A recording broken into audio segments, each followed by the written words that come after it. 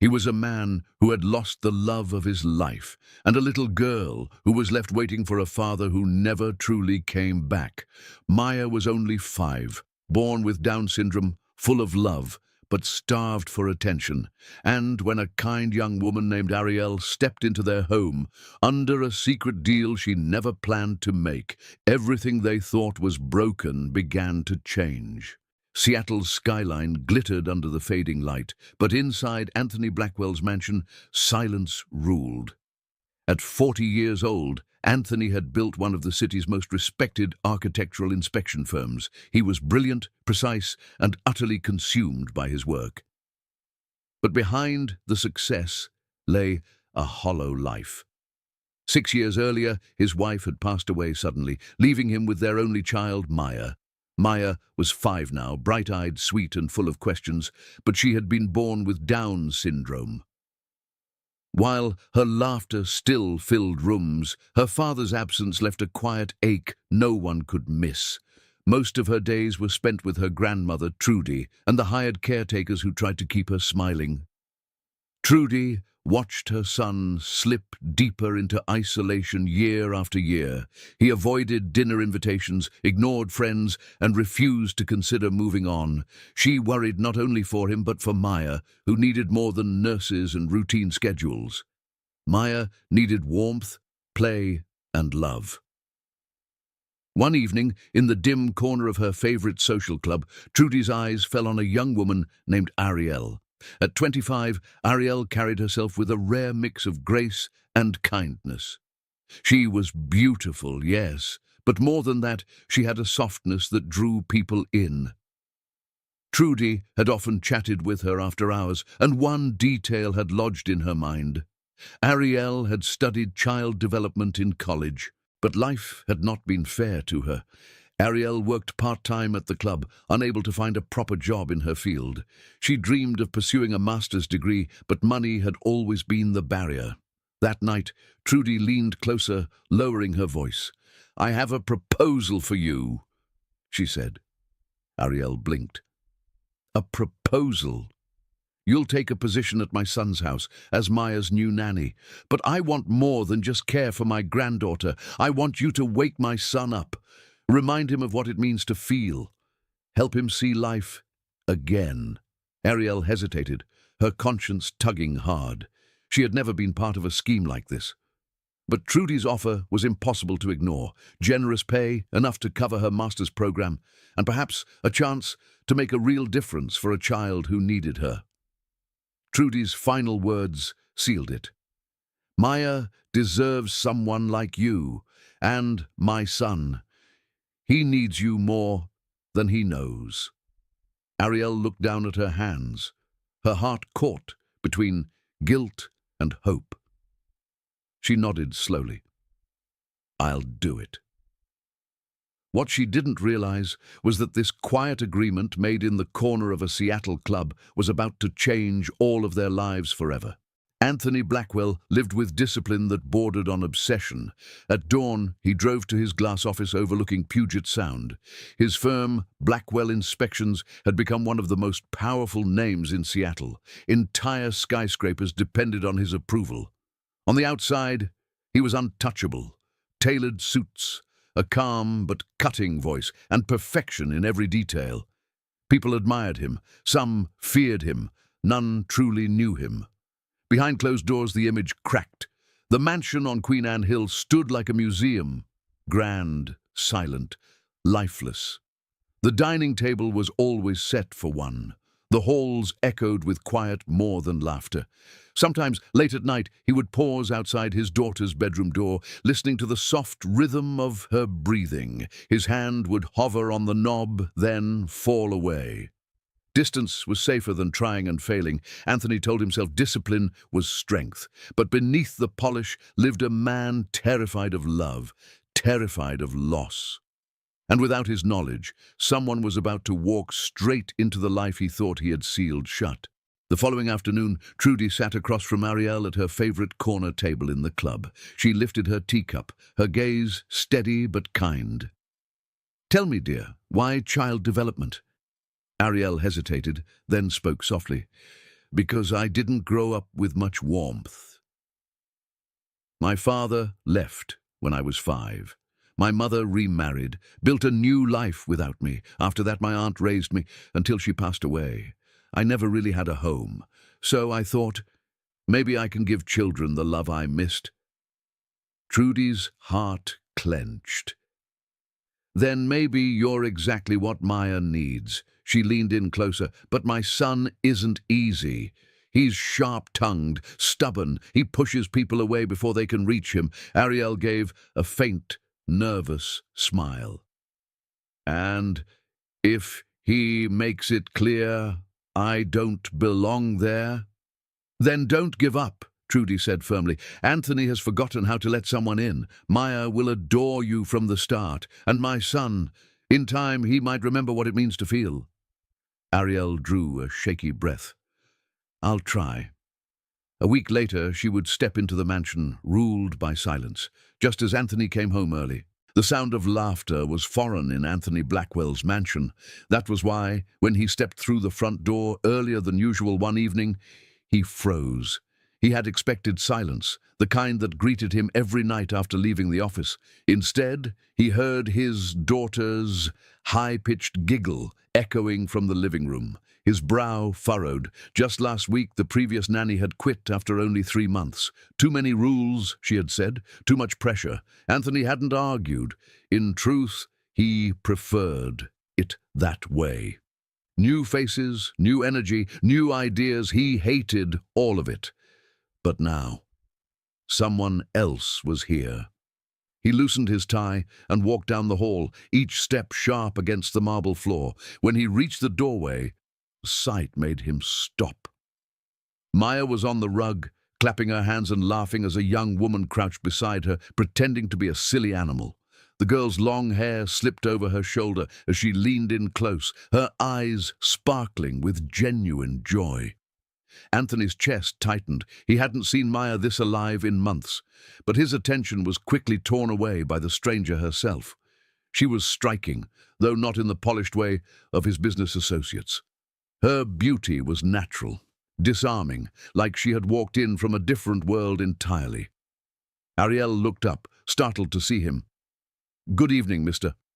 Blackwell," she said politely, rising quickly to her feet. Anthony's voice was cool, almost sharp. "Who are you?" "My name is Ariel. Your mother hired me. I'll be helping with Maya." Anthony's jaw tightened.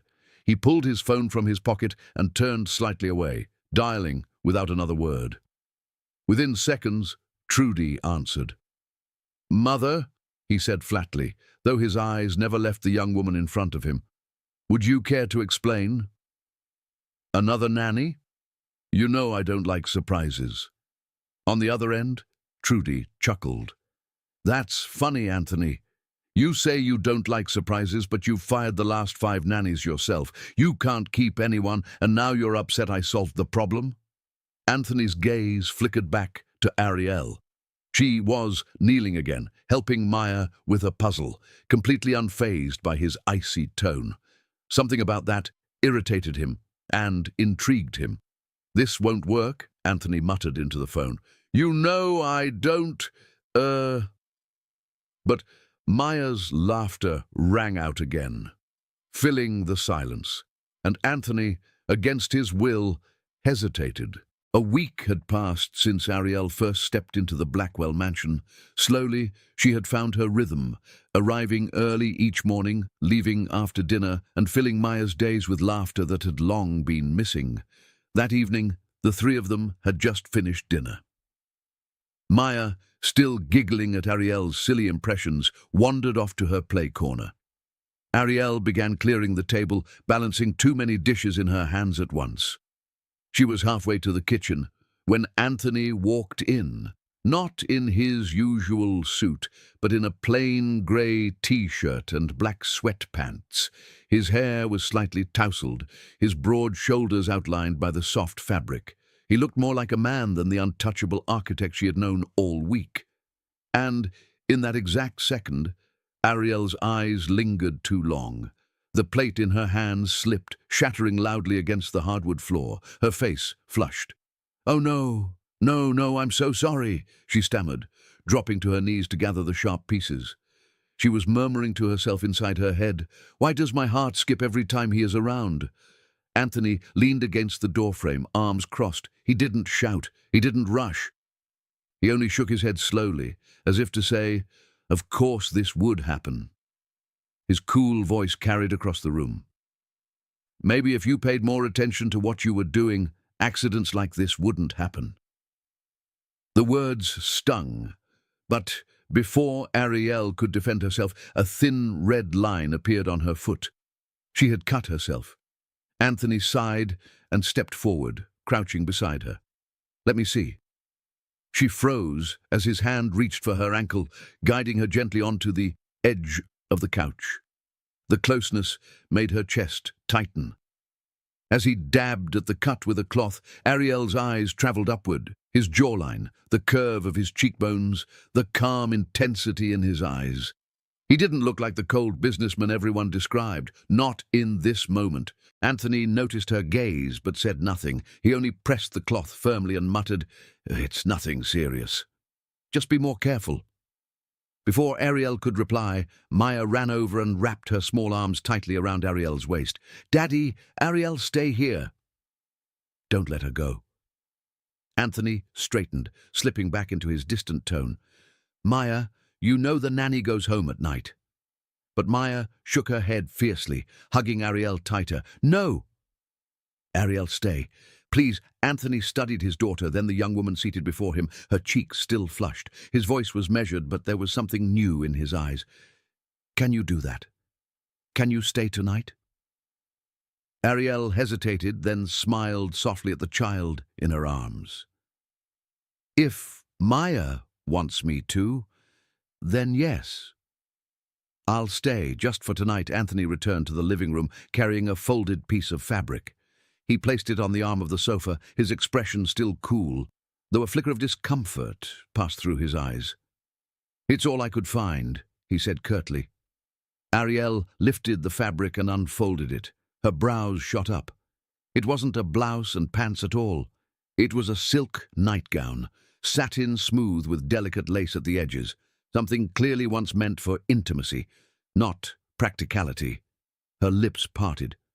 "Oh, is that—" Anthony cleared his throat sharply, as if embarrassed by the implication. "Don't read into it," he muttered. "It belonged to my wife. There are only a few of her things left. That's all I could find." Ariel looked from the shimmering fabric to the man standing rigidly before her, a smile tugging at the corners of her mouth despite herself. "Well, it's definitely not what I usually wear to bed." Anthony's jaw tightened, his eyes flicking away. "This house doesn't keep pajamas. Nobody stays the night. It's just for one evening." The way he said it, so strict, so formal, only made the moment more absurd. Ariel bit back a laugh, hugging the nightgown against her chest with raised brows.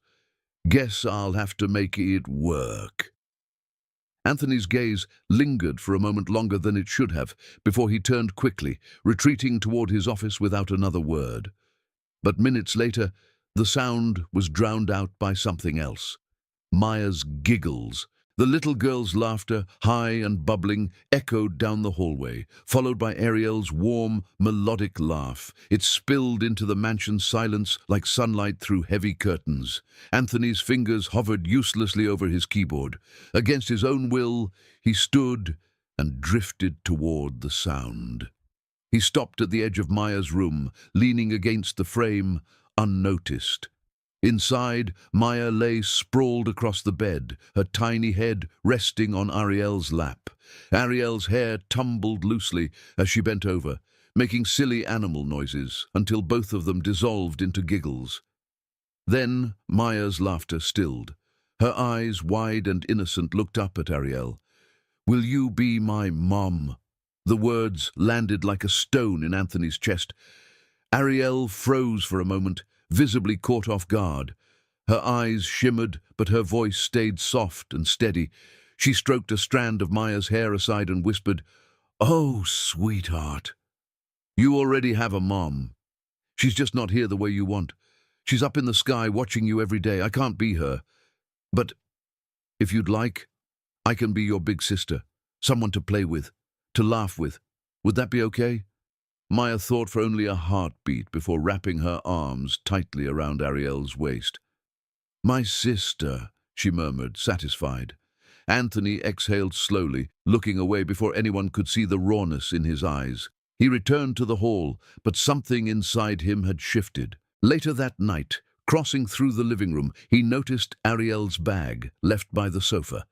He bent to lift it, intending to place it neatly on a chair, when something slid out and hit the floor with a dull thud. A book. He crouched and turned it over in his hands. The cover read, Supporting Children with Down Syndrome, a Practical Guide. The pages were worn, corners folded, notes scribbled in the margins. She hadn't brought it to impress anyone. She had been reading it, studying it, for Maya. Anthony's thumb brushed across a highlighted line. For the first time in years, his lips curved into the faintest smile. It was small, fleeting, almost invisible. But it was there, and for Anthony Blackwell, that was the beginning. Later that night, Anthony moved quietly through the darkened house, switching off the last of the lights. He paused at Maya's room, the soft glow of a nightlight spilling into the hall. Ariel had already tucked her in, the little girl curled beneath her blanket, breathing evenly. Anthony stepped inside, standing over the small bed. His chest tightened as he looked at his daughter's peaceful face. He hadn't played with her in so long. The thought of her future, the challenges she might face, the health struggles that could come with her condition, pressed down on him like a weight he could never put down. His eyes stung, though he quickly blinked it away. Leaving the room, he walked down the hall toward his own, but as he passed the guest room door, his steps faltered. Through the small crack of light, he caught a glimpse of Ariel. She was still awake, curled on the bed in the silk nightgown he had given her, a book open in her hands. Her hair spilled around her shoulders, her face serene in the glow of the lamp. Anthony's gaze lingered for a few seconds longer than it should have before he tore himself away, retreating to his own room. He shut the door behind him, his lips curved into a smile he couldn't quite explain. Even to himself, Anthony bit down on his lower lip, shaking his head as if regretting the question. That wasn't what I meant. Maya clapped her hands. Daddy, Ariel is breathtaking. Ariel gave a playful bow. Thank you, Maya. Finally, someone appreciates me. Anthony sighed, reaching for his coffee mug.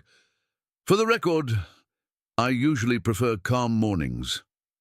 Ariel smirked as she slid a plate of scrambled eggs onto the table. Then clearly, you've been doing mornings wrong. They sat for breakfast, Maya chatting non-stop between bites. Ariel kept the little girl laughing with funny stories, and Anthony found himself watching more than eating. Her presence was loud, messy, unpredictable, and strangely refreshing. But as the plates cleared, Ariel stood, brushing her hands on her skirt. I should get going. Saturday is your family day, and I've already turned your kitchen into a circus. Maya's face fell instantly. No, stay! Ariel, stay! Anthony reached across the table, touching his daughter's hand. Sweetheart, Ariel has her own plans. And we have plans too. I thought maybe we could go to the zoo today. Maya's eyes widened. The zoo? With you? Anthony nodded, a little stiff, but sincere. Yes, just you and me. It was the first time in a long while he had suggested something like that, and for a brief second, Maya's excitement was enough to soften the air between them. Later, as the car pulled out of the driveway, Maya swung her legs in the back seat, chattering. Then, out of nowhere, Daddy, does Ariel live with her boyfriend? Anthony nearly missed the turn. Excuse me? Maya tilted her head. My friend Mason said women live with boyfriends. They kiss too. He said we should try it. Anthony's hands tightened on the wheel, his eyes flashing in the rearview mirror. "What did you just say, Maya?" She shrugged innocently. "That's what Mason told me." Anthony exhaled sharply, forcing calm into his tone. "All right. First of all, you're not trying that, ever. Promise me." "Promise," Maya said, though her curious eyes lingered. Anthony ran a hand over his face, muttering, "I need to talk to Mason's parents." Then, more carefully, "Did Ariel tell you she has a boyfriend?" Maya shook her head. "No, but she must have one. She's too pretty not to." Anthony's brows lifted despite himself. "That's questionable logic." "Daddy," Maya said seriously, "I want Ariel to come with us today." Anthony shook his head. "No, sweetheart. Today is just us." A father-daughter day. Maya's lip trembled, then tears welled. "But I want her too." Anthony's chest tightened. The sound of his daughter crying always unsettled him. He glanced at her in the mirror, her small face crumpled in disappointment. He sighed, reaching for his phone at the next red light. Ariel had barely left, and already he was about to call her. Anthony steered his car into a quiet neighborhood north of the city. It wasn't one of Seattle's polished districts with glass towers and private driveways. This was humbler, lined with 4-story brick apartments, each with flower pots on the windowsills and laundry swaying from narrow balconies. On the top floor of one building, plants crowded a small rooftop terrace, a jungle in miniature. He parked by the curb. A few minutes later, Ariel appeared, a light jacket draped over her arm, her hair caught in the morning breeze. She walked down the steps with her usual easy grace, but something about her in this setting, ordinary, rooted, made Anthony pause. She opened the car door and slid in, fastening her seatbelt. Before he could stop himself, the words slipped out. "Hope you're ready. Today might cost you more than you bargained for." Ariel tilted her head, amused. "Then don't worry about paying me for today." "I came for Maya." Anthony's hands stilled on the wheel. For 5 long seconds he looked at her as if trying to decipher what kind of person would say something like that. Finally, he gave a small nod. "All right." The zoo was alive with Saturday crowds, children squealing at the sight of lions and penguins. Maya held Ariel's hand tightly, skipping between exhibits, pointing at every animal with pure delight. "Look, a giraffe!" she shouted, tugging Ariel closer. Anthony followed a few steps behind, hands in his pockets, his eyes not on the animals, but on the 2 figures ahead of him. His daughter's laughter rang out, lighter than he'd heard in years, and always, always directed toward Ariel. His phone buzzed. The name lit the screen. "Mom." Anthony sighed and answered. "Mother." "Darling." Trudy's warm, husky voice floated through, the faint sound of clinking glasses behind her. "How's it going?" "Is Maya happy?" Anthony hesitated, then glanced up. His daughter was pressing her face against the glass of the aquarium tank, Ariel crouching beside her, both laughing at the lazy seal swimming past. He felt the corner of his mouth twitch upward. "We're at the zoo," he admitted. There was a pause on the line, followed by a chuckle. He could almost see her sipping her whiskey at the club, that knowing smile tugging at her lips. "I knew it," Trudy said softly. "I knew she'd be good for both of you." "I like her, Anthony." "I really do." Anthony said nothing, his gaze still fixed on Ariel and Maya ahead of him. He wasn't ready to agree out loud, but the silence between him and his mother spoke more than words ever could. The sun was setting by the time they left the zoo, Seattle's skyline glowing pink and gold against the water. Maya's cheeks were flushed from excitement, her little hands sticky with the remains of cotton candy. From the back seat of the car, her voice piped up, full of determination. "Daddy, I want to see Ariel's house." Anthony's hands tightened on the wheel. "No, Maya. We don't just show up at people's homes. That's not polite." "Why not?" Maya pouted, folding her arms. "Because," Anthony said firmly, "people need their privacy." Ariel sitting quietly in the passenger seat, gave a small laugh. "It's really no problem. I can make you both a cup of coffee before you drop me off." 10 minutes. Anthony hesitated, his jaw clenched. But when he glanced in the rearview mirror, Maya's pleading eyes met his own. He exhaled in defeat. Fine. 10 minutes. Ariel's neighborhood wasn't polished or luxurious. It was a modest street in a middle-class part of Seattle, lined with four-story brick apartments. But there was charm in the details: colorful flower pots on windowsills, bikes leaning against railings, and from the rooftop of Ariel's building, a wild collection of green plants spilled over like a hanging garden. Anthony followed her up the narrow staircase, and when she opened her door, he stepped into a world entirely her own. The two-bedroom apartment was small, but full of life. Plants crowded the windowsills, vibrant paintings covered the walls, and a soft, worn sofa faced a little upright piano tucked into the corner. Books were stacked on the coffee table. A half-finished mug sat abandoned by the sink, and yet the place radiated warmth, cozy, lived in, comforting. Anthony's brows rose. "You have a style. A voice of your own," Ariel blinked, surprised. Then she smiled, a touch of color in her cheeks. "Coming from an architect, I'll take that as an honor." Anthony's gaze swept the room until it landed on a small bookcase tucked into the corner. Most of the shelves were filled with child development books, their spines bent from use.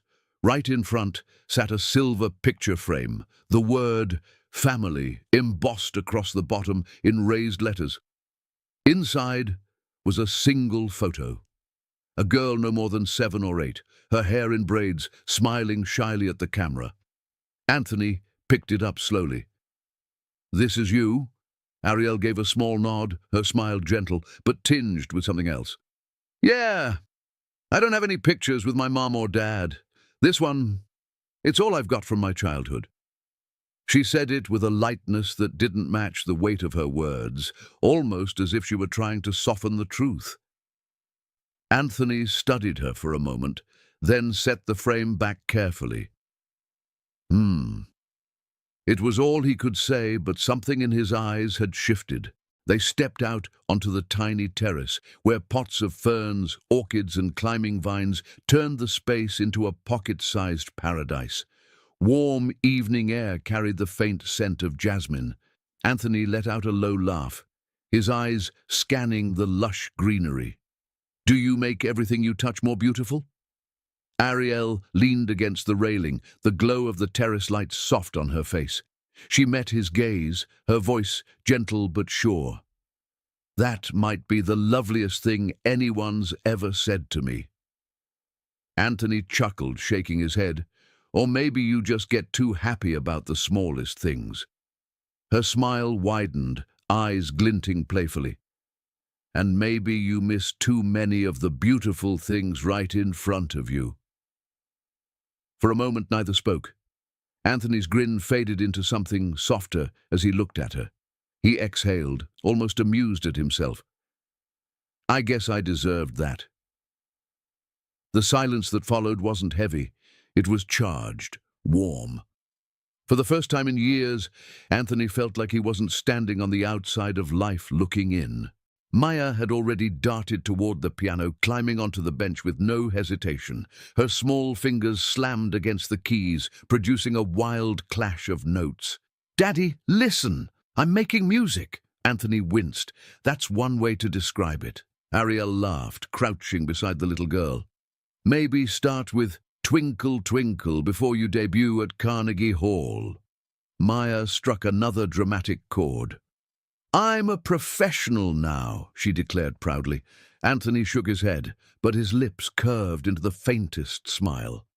For a man who usually craved silence, he realized the sound wasn't as unbearable as it should have been. And then, just as Anthony lowered himself into a chair, Maya turned suddenly, her voice bright and innocent. "Daddy, remember in the car, you asked if Ariel had a boyfriend? She doesn't." The room froze. Anthony's head snapped toward his daughter, his face darkening. "Maya," he said sharply. That's not something we repeat. Ariel's brows lifted, amusement dancing in her eyes. Oh? So that's what you two talked about on the way to the zoo? Anthony cleared his throat, tugging at his sleeve, though he wasn't wearing a jacket. It was out of context. Just curiosity. Maya nodded vigorously. But see? She doesn't.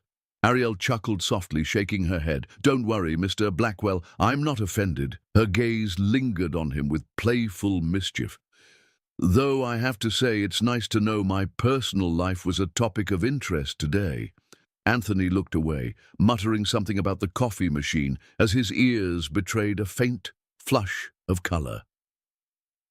When it was finally time to leave, Ariel reached for Anthony's coat by the door. She held it out to him, her fingers brushing against his as he slid his arms into the sleeves. The touch lasted just a moment too long, long enough for both of them to notice. Anthony's gaze flicked down, unwilling, yet caught by the soft curve of her lips, the fullness that drew his eyes before he could stop them. For a heartbeat, his attention lingered on her hazel eyes, framed by lashes that seemed darker in the dim light of the hall. He cleared his throat, standing straighter, his expression smoothing back into composure. "Thank you," he said simply, voice low, as if the words were holding back something more.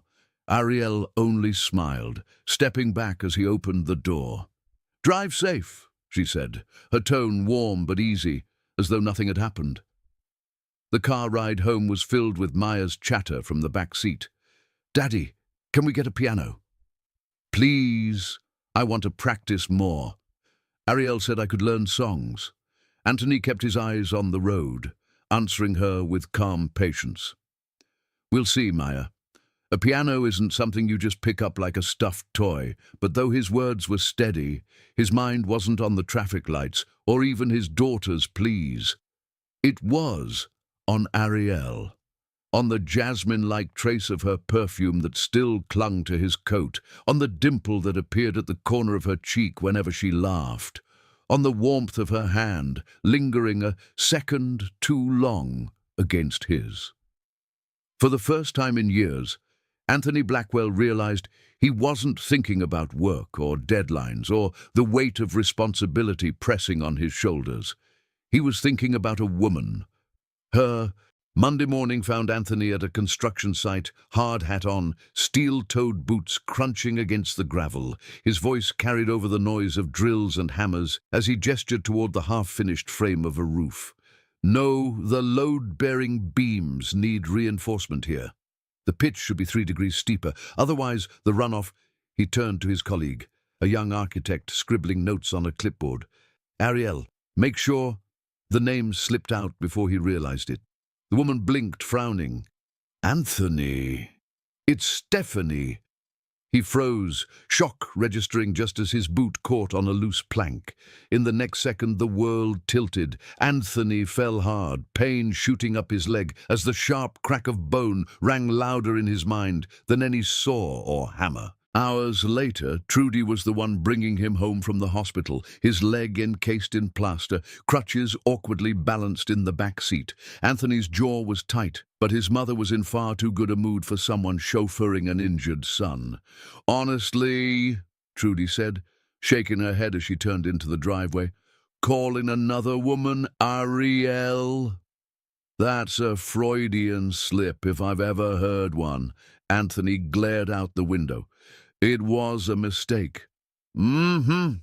She parked and reached for her handbag, entirely unconvinced. "And now, my dear, you can't manage alone. Not with that leg.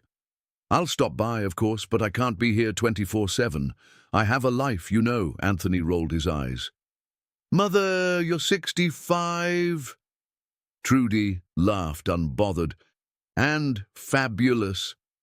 I've just started seeing someone, actually. Lovely man, plays golf, buys me good whiskey." Anthony pinched the bridge of his nose. "You're incorrigible. Darling, your father has been gone for years. I mourned him properly, I wore black, I cried, but life goes on.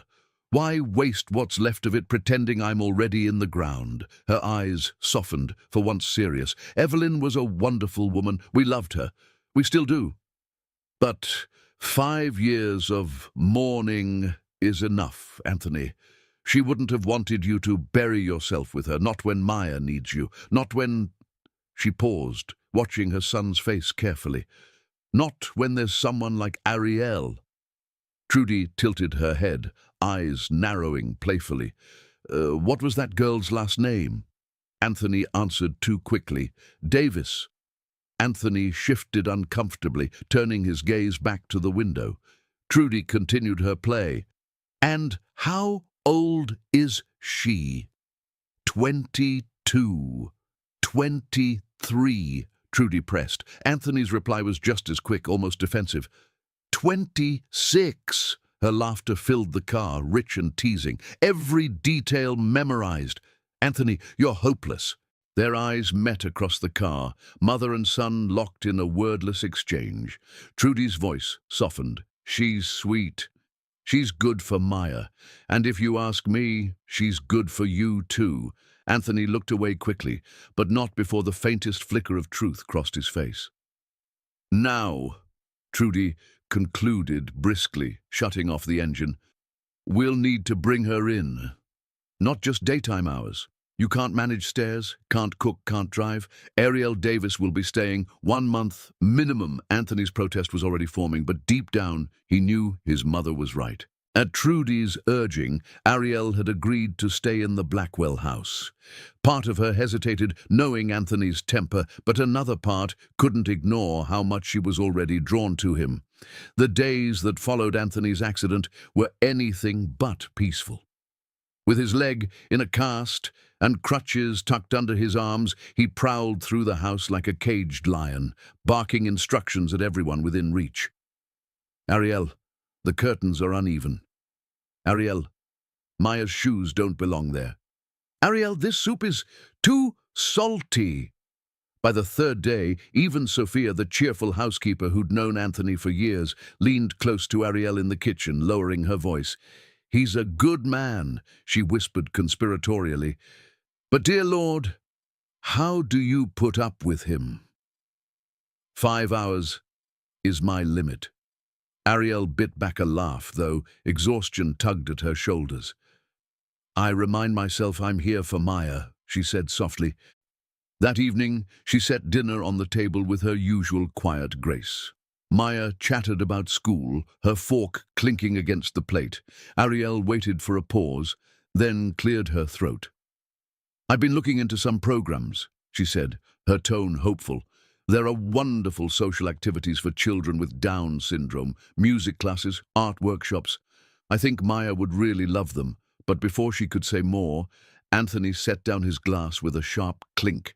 His eyes were cold, his voice sharper. So, you've finally grown tired of being here all the time. Is that it? You want her gone for a few hours each day so you can sit around with nothing to do? The words hit the table like a slap. Maya froze, her eyes wide. Ariel's chair scraped back slightly as she turned to him, anger flashing across her face. How dare you? She whispered, her voice trembling with fury. How can you say that in front of her? I was thinking about your daughter's happiness, her development, not mine. Anthony's jaw tightened, but he didn't answer. Ariel pushed her chair back, her voice trembling but steady enough to cut through the silence. You know, Mr. Blackwell, sometimes I think I catch glimpses of the man you could be. A man who cares, a man who loves his daughter so fiercely it scares him, and in those moments I almost believe you're more than this armor you wear. Her eyes glistened, breath uneven. But tonight, she shook her head, pain lacing her words. Tonight, all I hear is bitterness. All I see is a man so afraid to feel that he lashes out at the one person trying to help. And it breaks my heart, because Maya deserves better. She deserves the father I thought I was starting to see. Ariel's eyes filled with tears, the kind she tried to blink away before anyone could notice. I love Maya, okay? Every time Maya smiles at me, I remember why I chose this path. She deserves the kind of love I wished I'd had growing up." She pushed back her chair and stood. "I think I should go. Tomorrow, I'll be here for Maya. Only Maya. But not for you." Maya's lip trembled. "Don't fight, Daddy Ariel! Please don't fight!" Her small hands clutched Ariel's sleeve. Ariel bent, kissed the girl's forehead and whispered, "It's not your fault, sweetheart." Then she reached for her bag and strode toward the door. Anthony rose too quickly, his crutches slipping on the polished floor. The next second, he fell hard, a groan escaping him. Ariel spun around instantly. "Anthony!" She dropped her bag and rushed back, kneeling beside him. "Hold still!" "Here!" She guided his arm over her shoulder, helping him upright. Her touch was steady, but her face remained cold, her eyes avoiding his. He sank into the armchair with a wince, sweat beading his forehead. For a moment, the only sound was the ticking of the clock. Then his hand shot out, fingers circling her wrist. His eyes, usually guarded, were stripped bare, tired, pained, vulnerable. "Ariel!" His voice cracked. "I'm sorry. I didn't mean it like that." Her gaze flickered toward him and then away. Her jaw set. "Please," he said quietly, the word strained, torn from somewhere deep. "Don't go." He sat there, shoulders tense, lips pressed thin, as if forcing out those three words had cost him everything. His grip on her wrist loosened, not possessive, but pleading, his eyes searching hers for something, anything. Ariel's breath hitched. For the first time since she'd met him, Anthony Blackwell wasn't the unshakable architect, the cold father, the impossible man. He was just human. Ariel guided him back to the armchair after the fall, but instead of leaving, she sank down beside him on the edge of the sofa. For a long moment, neither of them spoke. They just sat there, shoulders almost touching, both staring straight ahead as if the air between them might shatter if either dared to move. Anthony's jaw was tense, his hand resting on the crutch, knuckles white. He could feel the warmth of her presence, too close, too unsettling. His mind screamed to say something, anything, but the words caught in his throat. Ariel clasped her hands in her lap, her breath uneven. She wasn't looking at him, not directly, but she was aware of him in every heartbeat, in every shallow inhale. There was a gravity here, pulling them closer, and she didn't trust herself to fight it. Then a sudden rush of small footsteps broke the spell. Maya darted into the room, climbing up onto the sofa with a laugh, squeezing herself right between them. "Ariel!" she chirped, wrapping her little arms around her. Anthony's chest tightened. He reached out instinctively, his hand brushing Ariel's as they both steadied Maya. The contact lingered a second longer than it should have, and Anthony pulled back quickly, clearing his throat. Ariel glanced at him then, just for a fraction of a second, enough for their eyes to meet. It wasn't anger anymore. It wasn't forgiveness either. It was something far more dangerous, unspoken feeling. Both turned away almost instantly, as if pretending it never happened. But the silence after was heavier than any words they could have exchanged. The house had finally gone quiet. Upstairs, Maya was fast asleep, tucked beneath her blankets, her little arms curled around a stuffed rabbit. Ariel smoothed her hair one last time before slipping from the room. She had changed into her own pajamas, soft cotton, pale blue, patterned with tiny teddy bears. They made her look disarmingly young, innocent, almost out of place in the vast Blackwell home. She padded barefoot into the kitchen, reaching for a glass to pour herself some water. But when she flicked on the light, she froze. Anthony was already there. He stood by the counter, one crutch tucked under his arm, his hand on the refrigerator door, as if he had been caught in the middle of a midnight ritual. The sudden closeness made Ariel's pulse stumble. "Let me," she said quietly, her tone still distant. "I'll do it." Anthony didn't argue. He just stepped back slightly, watching as she reached for a glass and poured milk into it. The silence was thick, broken only by the soft splash of liquid filling the cup. And then he noticed it. The faint trace of jasmine that clung to her hair, carried in the warmth of her movements. It wrapped around him, unsettling and sweet, making it impossible to look away. Ariel turned, the glass in her hand, and found him standing barely a breath away. Their eyes met. Neither moved. For one suspended heartbeat, the world outside that kitchen didn't exist. Anthony's gaze dropped just briefly to the teddy bears scattered across her pajama top. His lips curved almost imperceptibly. The teddy bears? His voice was low, rougher than usual. I like that. Ariel's brows lifted slightly, but she didn't break eye contact. Her voice matched his seriousness. And you? You drink warm milk every night before bed? For a moment, neither of them smiled. The words were simple, but the air between them was charged, heavy with something unnamed. Anthony reached for the glass she held, his fingers brushing hers. Instead of bringing it to his lips, he set it carefully on the counter behind her, his eyes never leaving hers.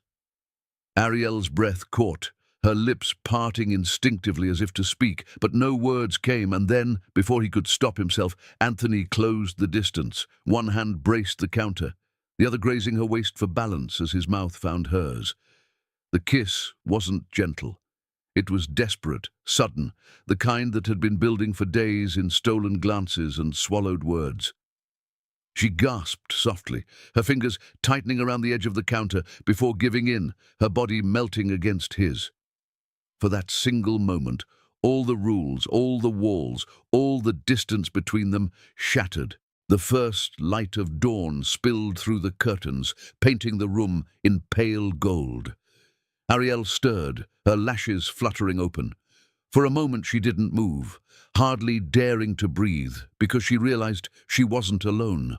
Her cheek rested against the solid warmth of Anthony's chest. His arm wrapped tightly around her as if letting go was not an option. His heartbeat pulsed steady beneath her ear, and it sent a shiver down her spine. God, what happened last night? The thought jolted through her, fragments of memory rushing back. The milk in the glass, his eyes on hers, the kiss that shattered every wall between them. She swallowed, afraid to shift. But then Anthony's hand moved, his fingers brushing through her hair with a tenderness she hadn't thought him capable of. Ariel. His voice was husky, thick with something she couldn't name. For so long, my life, my heart, even this bed, have all been empty. And then you came. What have you done to me? Her breath caught. She turned her face up to him, meeting the storm in his dark eyes. Slowly, she whispered, I know what it feels like to lose someone you love. To feel like the world has taken more than it's ever given. Her voice trembled, but she didn't look away. My father walked out when I was 5. My mother built another life without me. By the time I was 11, and when my aunt, the only person who stayed, died when I was 18, I thought I'd never belong anywhere again. Loss takes many shapes, Anthony. I've lived them all. He pulled her tighter against him, his jaw pressing against her hair as if to shield her from the memories. But grief, she whispered, grief is a choice too.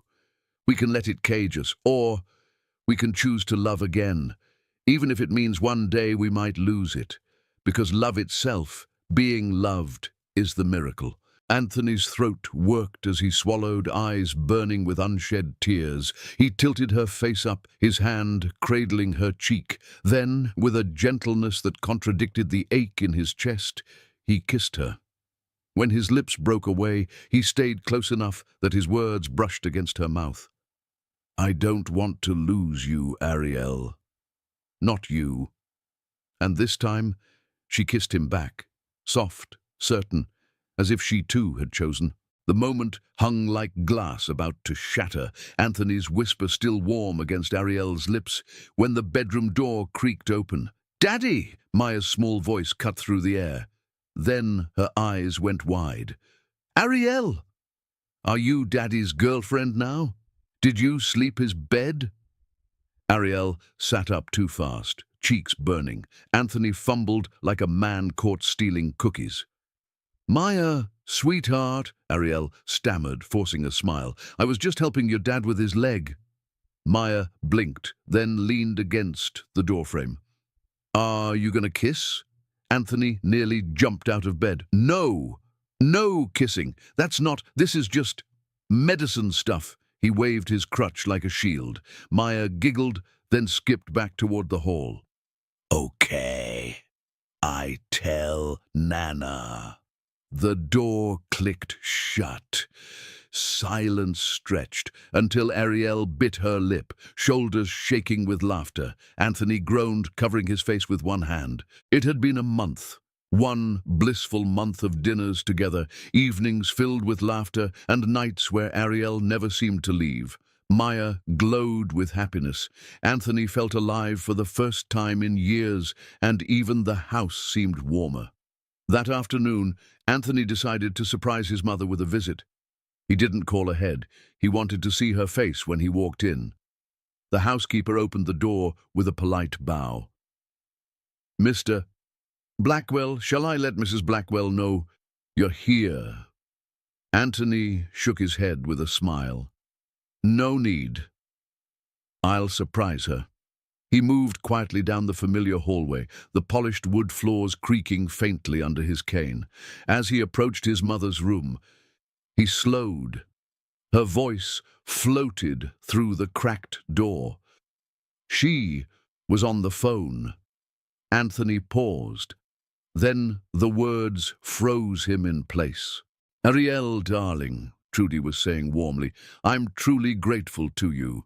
You did your job so well. Anthony is happy, Maya is happy, but I regret to say, before things get too serious, our arrangement has to end. My son deserves a woman who truly loves him. You did your part. You brought him back to life. For the first time in 5 years, he's with a woman again. He's social, he's living. But now it's time to step away." Anthony's grip tightened on his cane, his pulse roaring in his ears. Trudy continued softly, "Oh, I understand. But Ariel, sweetheart, don't you think it's a bit complicated? I mean, since it started this way, do you really believe this relationship could last? Doesn't it feel, fragile to you?" Trudy's voice was firm but calm. "We'll speak face to face when you come by to collect your check. We'll discuss it properly then." Anthony stood in the doorway, his chest hollow, unable to breathe. "Collect your check!" The words rang in his head like a death knell. "Oh, are you sure, Ariel?" Trudy's voice carried a sudden edge of surprise. "I must say, this truly caught me off guard. I wasn't expecting it. Still, I'd like us to talk this afternoon, darling. Please come by with that." She ended the call. Anthony turned away, back pressed against the wall, staring down the long hallway as if it might offer an escape from what he'd just heard. His world, his trust, the fragile hope he'd allowed himself, shattered in an instant. Anthony's face was ashen as he pushed the front door open. His cane tapped against the floor, but inside, laughter drowned everything else. From the kitchen came the sound of Maya's giggles, bright, unguarded, the kind he hadn't heard in years. He stepped into the doorway, and there they were, Ariel and Maya, standing over a messy counter dusted with flour. Maya squealed as Ariel dabbed a smear of dough across her cheek. The little girl retaliated, her tiny hands pressing flour onto Ariel's apron. Both collapsed into laughter, Ariel scooping Maya into her arms, spinning her once, the child's joy filling the whole house. Anthony froze, gripping the frame of the doorway, his heart twisted painfully. It looked so real, too real. The warmth, the love, the tenderness, all of it. But now Trudy's words hammered in his head. Collect your check. You did your job so well. His chest heaved. Was this love, or was it all just part of an arrangement? Was Ariel's smile, Maya's happiness, this sudden life in his home, nothing more than something his mother had bought? Grief, confusion, and anger collided inside him, leaving him hollow. He wanted to step forward, to demand the truth, but for a long moment all he could do was stand there, watching the only picture of happiness he'd left blur in front of his eyes. Ariel finally noticed him standing in the doorway, her face lit up, flour still dusted across her cheek. She skipped over, her steps light, her smile wide. "Anthony!" she said brightly, wrapping her arms around him. She kissed him softly on the lips, the way she had begun to do so naturally now. But his lips didn't move. His body was stiff, his eyes cold. Ariel froze, pulling back just enough to search his face. "Anthony, what is it? Is something wrong?" His jaw clenched. He couldn't look at her. "Maya, go to your room." The little girl's laughter faltered. She tugged at his sleeve. "But Daddy, we're making cookies." "Now, Maya."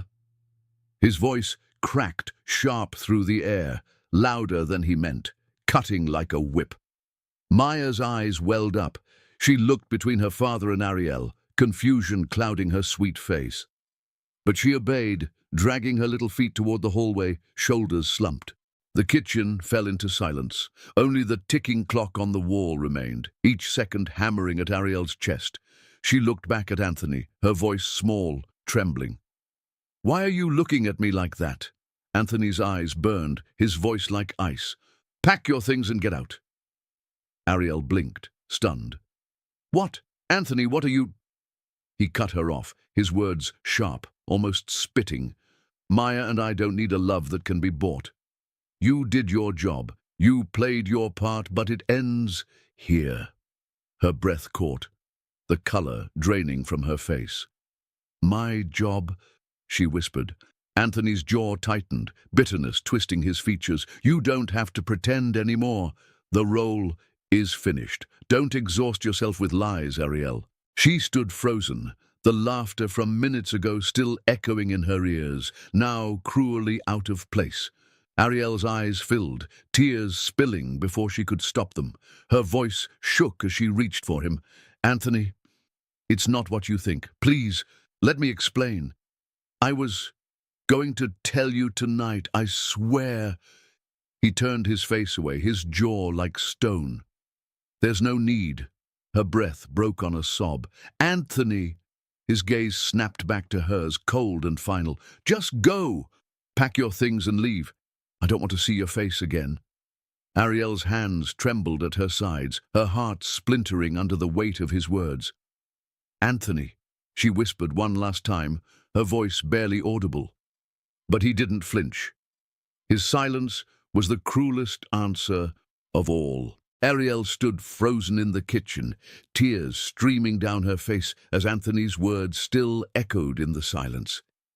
Just then her phone buzzed on the counter. With shaking hands, she picked it up.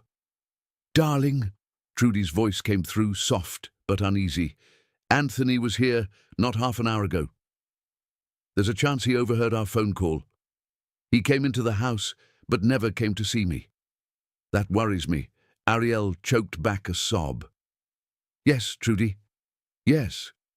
He's here right now, and he thinks everything was a lie. He thinks I deceived him." Her voice cracked, the grief spilling out. But Anthony was already at the top of the stairs, his face a mask of ice. He heard enough, more than enough. Without a word he turned away, cane striking the floor with sharp, hollow echoes as he left the house. His face was pale, his eyes empty. To him, every laugh, every kiss, every promise now tasted like betrayal. Ariel ended the call with trembling fingers and ran after him. She found Anthony in the garden, his broad shoulders rigid, his gaze fixed somewhere far beyond the trees. The morning light cut sharp lines across his face, but there was no warmth in it, only stone. "Anthony!" She stepped into his path, forcing him to see her. Her eyes glistened as she whispered, You don't understand. Yes, that's how it started, but that's not how it went on. I love Maya as if she were my own. And you, I fell in love with you. I told your mother I wouldn't take the money. This didn't stay a job. It became my life. It became real. Her voice broke, but she held his gaze, desperate. Anthony's jaw was set, his eyes cold as steel. When he spoke, his voice was quiet, but it cut deeper than a shout. Don't drag this out, Ariel, and don't make it bigger than it is. You're young, beautiful. Maybe you'll build a career in this field, or maybe in the one you dream about. Plenty of men will want you, but you were always too young for me. Her chest caved, as if the words had struck her physically. These last 2 months, he went on, his eyes narrowing, you helped us. For that I'm grateful. But there was never a future here. Our lives are too different. Ariel shook her head violently, tears streaming now. Anthony, please don't say that. But he didn't flinch. His final words fell like a sentence. Tonight, I'll find a new nanny for Maya. By tomorrow, I don't want to see you here again. Ariel staggered back, her breath breaking into sobs. For a heartbeat, she searched his face, for even a flicker of the man she had fallen for. But there was nothing, only ice. Ariel's hands trembled as she folded clothes into her small suitcase. Tears blurred her vision, but she kept going, each item a weight, dragging her heart lower. Behind her, Maya's sobs filled the room. No, Ariel, don't go. Please, don't leave me. Ariel dropped to her knees, pulling the little girl into her arms. She pressed desperate kisses to Maya's cheeks, her own tears mingling with the child's. My sweet girl, I love you so much. But I have to go. Maya clung to her with all her tiny strength, her cries raw and broken. No, stay, you're my Ariel. Ariel's chest shattered. She hugged her tighter, whispering, you'll always be in my heart. Always at the doorway, unseen, Anthony stood motionless. His face was pale, his jaw locked tight, teeth sinking into his lip. His eyes glistened, but he refused to move, refused to stop her. Finally, Ariel placed Maya gently on the bed, brushing her hair back tenderly. She rose, picked up her suitcase, and walked to the door. Without another word, she stepped outside. The door clicked shut behind her, and with it, the light seemed to drain from the house. The next morning, Anthony sat at the kitchen table, a half-empty cup of coffee cooling in his hand. His eyes were hollow, his body heavy with the weight of the night before. The front door swung open. Trudy marched in, heels clicking against the tile, fire in her eyes. Get up, Anthony. We're going to talk. He didn't move, only lifted the mug to his lips. There's nothing to say. Trudy's voice cracked like a whip. There's everything to say. You don't get to lecture me about what I did. I'm a mother. I did what I thought was necessary for my son. You were drowning, Anthony. You had shut yourself off from everyone, including your own daughter. That girl brought you back to life. Anthony's jaw tightened. He pushed back his chair and stood, his tone sharp. You had no right. You can't control every part of my life, Mother. Trudy jabbed a finger at his chest, her eyes blazing. If you could control your life, I wouldn't have had to step in. How blind are you? How cowardly? Anthony froze, her words hitting harder than he wanted to admit. Trudy leaned closer, her voice trembling now, not with weakness, but with fury. Ariel never took that money. Do you hear me? She gave up her dream, her graduate program in child development, because she felt she belonged here. With Maya, with you. She fell in love with you, Anthony, and you didn't even give her the chance to explain. His breath caught. Trudy's words fell heavy, unforgiving. My God, how can a son of mine be so terrified of love, so afraid to trust, so quick to destroy the very thing he needs most? The kitchen went silent. Anthony stared at her, chest tight, the truth crashing over him like a wave he couldn't outrun. Trudy snatched her handbag from the counter, fury still flashing in her eyes. She stormed toward the door, but just before stepping out, she spun on her heel.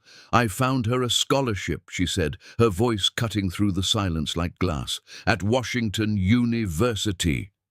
The least I could do for that girl. And I bought her a plane ticket for tomorrow. She says she can't stay here any longer." Anthony's head snapped up, his chest tightening. Trudy's glare softened only for an instant, but her words landed heavier than ever. "If there is even the smallest bit of courage left in you, if you can face yourself, face your fears, then you know what you need to do." She turned sharply and slammed the door behind her, leaving the house ringing with silence. Anthony remained at the table, shoulders bowed, his gaze fixed on the floor.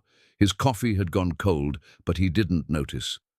His mother's words, her fury, her truth, all churned inside him. For the first time in years, Anthony Blackwell looked small, lost, and utterly unsure of what to do next. Anthony raced with Maya to Ariel's apartment. His chest was pounding, but when the door opened, it wasn't her. It was the neighbor across the hall. "You just missed her," the woman said kindly. "She left for the bus terminal a few minutes ago." Anthony's stomach dropped. The bus terminal? But the flight wasn't until tomorrow morning. He grabbed Maya's hand. "Come on." Anthony had pushed through the heavy glass doors of the terminal. Maya's small hand gripped tight in his. The place was a storm of voices, engines rumbling, buses hissing, passengers weaving in and out with bags slung over their shoulders. "Daddy, I don't see her!" Maya cried, her eyes wide, scanning the endless rows of people. Anthony's heart pounded. He forced himself forward, shoving past a man with a suitcase, dodging a mother pulling two children along. His injured legs screamed with every step, but he didn't slow down. "Keep your eyes open, Maya. She has to be here somewhere." Maya gasped, tugging his arm. "Daddy! There!" Anthony turned, just in time to glimpse Ariel's familiar hair glinting under the fluorescent lights. She was halfway up the steps of a waiting bus, her suitcase bumping against her knee. "Ariel!" His voice tore through the chaos. But she didn't hear him. Too much noise, too many voices. Panicked, Anthony pushed harder through the crowd, nearly stumbling. His cane clattered against the floor as he shoved it aside, ignoring the pain. Maya slipped free of his hand and darted forward, weaving between passengers, her little voice shrill and desperate. "Ariel! Don't go!" Ariel froze, one foot on the bus step, head snapping around at the sound. Her eyes widened as Maya hurled herself into her arms, nearly knocking her off balance. "Maya!" Ariel gasped, clutching her tightly. "Sweetheart, what are you doing here?" And then she saw him. Anthony, forcing his way through the crowd, breath ragged, his face pale but determined, their eyes locked across the chaos of the terminal. Anthony's lips parted, and his voice, raw and hoarse, carried over the roar, "Ariel!" The crowd seemed to melt away as he reached her, chest heaving, sweat beading his brow. He stopped just before her, his voice breaking. "I thought your flight was tomorrow morning." Ariel gave a pained smile. "I couldn't take your mother's money. I decided to leave by bus instead." Maya clung to her waist, crying. "Don't go, Ariel." "Please don't go." Anthony's chest heaved. He stepped closer, his eyes locking on hers. "I love you, Ariel. That's the only truth I know." I was terrified of loving, terrified of losing again. So terrified that I doubted even when your love was right in front of me. But no matter how it began, the only thing I know now is I want you. Maya and I, we want you. Thank you for staying till the end. Where in the world are you watching from? Let me know in the comments. I love seeing how far these stories travel, and if this story moved you, please hit that like button and subscribe. It means the world to me.